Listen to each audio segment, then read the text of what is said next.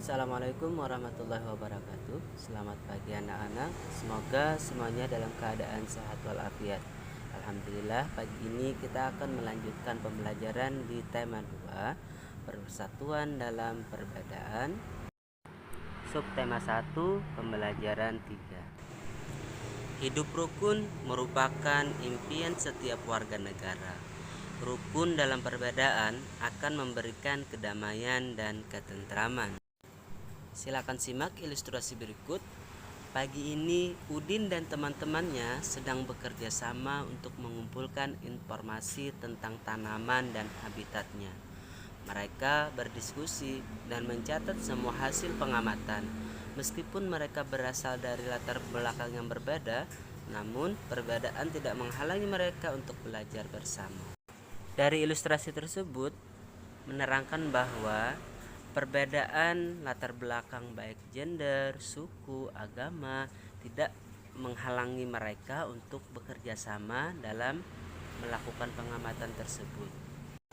Sehingga terciptalah kerukunan antar mereka selama mengerjakan tugas tersebut. Mari kita simak dan amati ciri khusus pohon bambu. Pohon bambu mempunyai ciri khusus, yaitu mempunyai bulu-bulu halus yang tajam. Bulu yang tajam terdapat pada batang. Bulu tersebut melekat kuat dan dapat menyebabkan gatal. Nah, sekarang anak-anak, mari kita mengenali jenis tumbuhan berdasarkan habitatnya. Yang pertama, tumbuhan hidrofit. Tumbuhan yang sebagian tumbuhnya ada di permukaan air. Akarnya berada di air, memiliki rongga udara dan batang atau tangkai daun. Daunnya muncul ke permukaan air. Sebagai contohnya, tumbuhan hidrofit antara lain teratai, enceng gondok, kangkung, dan bakau. Dan yang kedua itu adalah higrofit. Tumbuhan yang hidup di daerah lembab. Tubuhnya terdiri atas bagian-bagian akar, batang, dan daun. Batang pada umumnya tidak tampak karena terdapat di dalam tanah. Daunnya yang muda umumnya melingkar atau menggulung. Contoh tumbuhan higrofit antara lain tumbuhan paku, lumut, dan keladi. Dan yang terakhir itu adalah xerofit. Tumbuhan yang hidup di daerah yang kering. Tumbuhan ini memiliki daun tebal, sempit, kadang-kadang berubah bentuk menjadi bentuk duri, sisik, atau bahkan tidak mempunyai daun. Batangnya tebal dan mempunyai jaringan untuk menyimpan air. Akarnya panjang. Contoh tumbuhan xerofit antara lain kaktus, lidah buaya, lili gurun, pohon kurma, adenium, dan pohon buah naga. Sekarang kita mari mengenali bagaimana cara tumbuhan melindungi dirinya. Pertama, mawar memiliki duri pada batangnya. Bambu memiliki bulu halus yang akan menimbulkan rasa gatal bagi makhluk hidup yang ingin menyerangnya. Yang ketiga, putri malu, daun akan menutup ketika mendapat sentuhan. Yang keempat, pohon nangka memiliki getah yang banyak dan lengket. Yang kelima, bunga bangkai melindungi diri dengan cara mengeluarkan aroma bangkai untuk menghindari dari pemangsa. Dan yang keenam, singkong karet melindungi diri dengan racun yang ada dalam tubuhnya. Selanjutnya, kita mengetahui bagaimana cara tumbuhan menyesuaikan diri.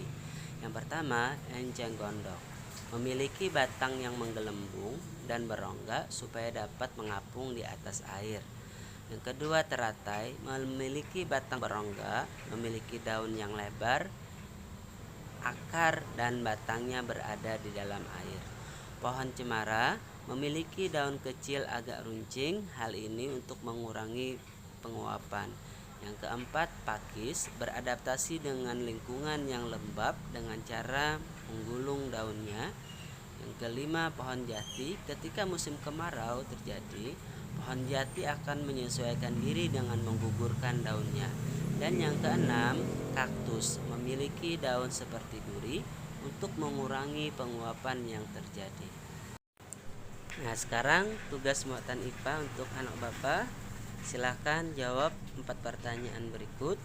Di nomor 4 itu nanti silahkan kalian salin ulang bagian tentang cara bagaimana tumbuhan menyesuaikan diri dan cara melindungi diri.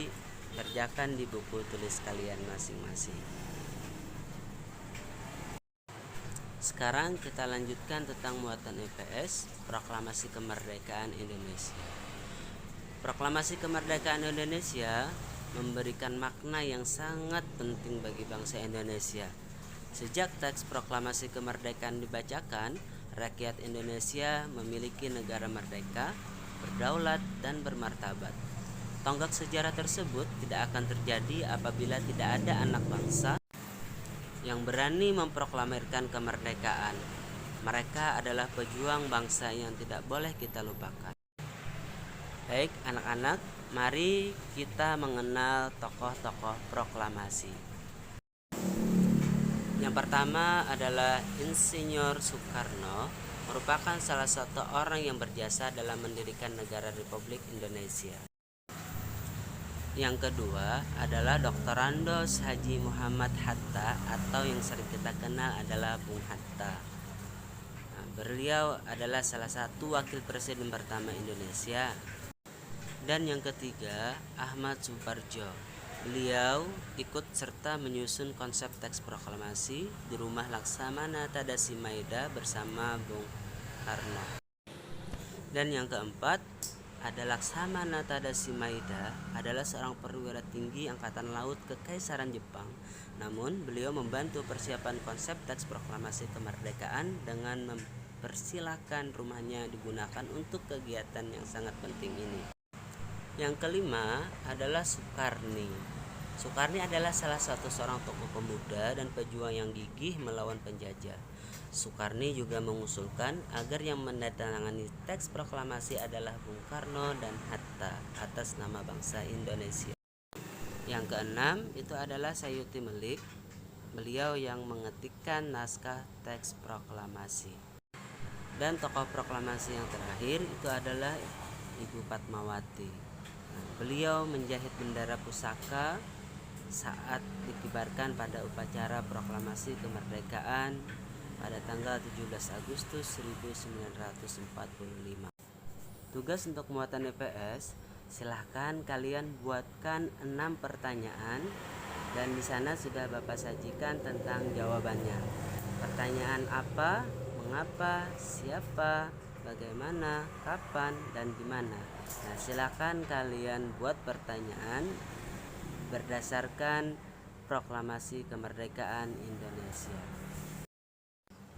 Demikian pembelajaran kita hari ini. Semoga anak-anak Bapak semua bisa mengerti dan memahami materi kita hari ini. Terima kasih. Wassalamualaikum warahmatullahi wabarakatuh.